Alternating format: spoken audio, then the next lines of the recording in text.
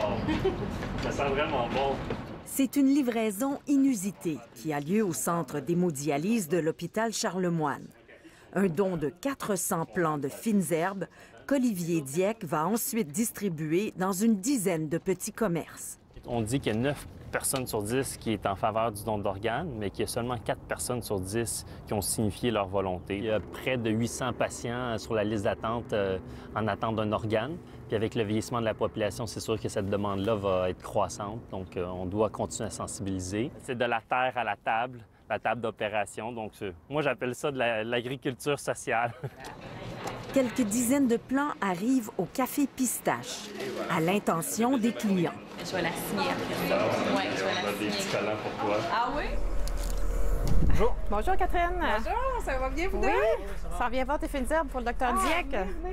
Touché par le geste de son ami qui a donné un rein à son conjoint en octobre dernier, Catherine Lefebvre avait réservé un coin de serre pour produire gratuitement les fines herbes. Oui, on se connaît depuis l'enfance. On a fréquenté les mêmes écoles. Stéphane essayait d'avoir une greffe au lieu de faire la dialyse. Une greffe de rein sur 5 au Québec provient d'un donneur vivant.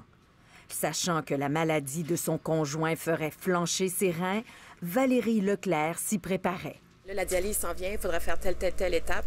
Et puis là, bien, le don d'organes vivants, on l'a abordé tout de suite. En tout cas, moi, je l'ai abordé tout de suite de moi-même. Pas moi, par contre, mais je suis pas trop d'accord au début, mais... Les deux interventions simultanées se sont bien déroulées.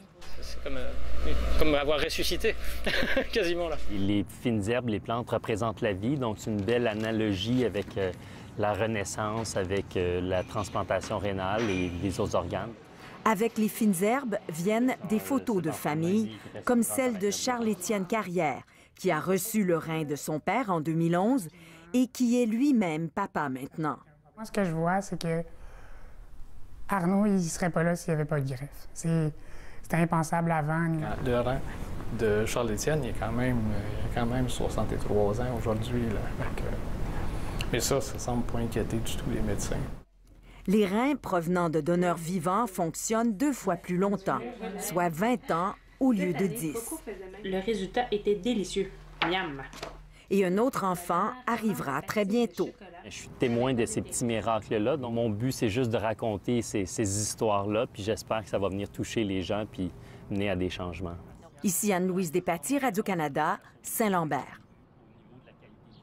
Alors, petit rappel de base, comment faire? On signe notre carte, l'endos de notre carte d'assurance maladie sur le collant qui vient avec. Une fois que le collant est mis, c'est comme ça, notre signature est là. Ça sauve des vies, c'est simple.